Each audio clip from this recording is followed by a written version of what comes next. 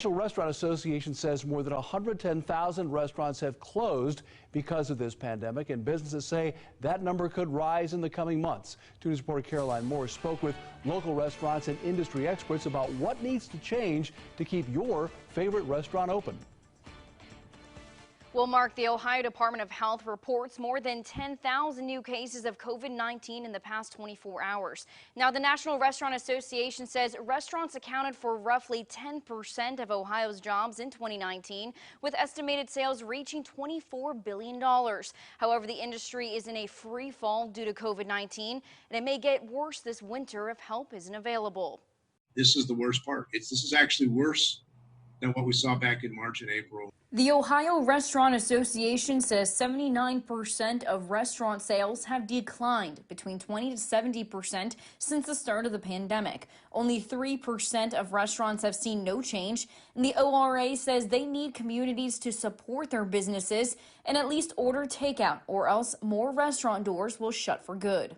Please go dine in. These restaurants are so clean right now. I mean, they scrub everything down 16 times. They got barriers up. They got all the tables separated. But, if you're not comfortable doing that, and we understand because a lot of people are higher risk, then, as much as you can, order food and get it and pick it up yourself.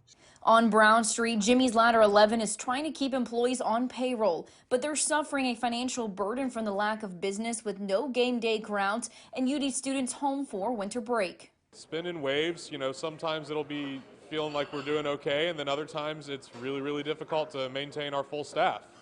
We have a lot of people on staff, and we don't want to let go of any of them.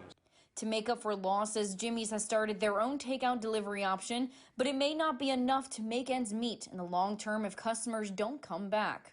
If you're concerned, I absolutely understand. This is something that needs to be taken very seriously, but you have to understand also that we are licensed purveyors of food. We're all ServSafe certified, and if you still don't want to do that, then we're more than willing to take the food to you.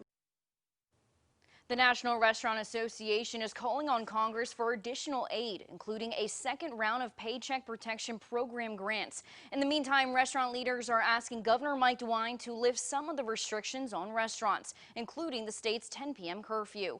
In the studio, Caroline Morse, 2 News, working for you.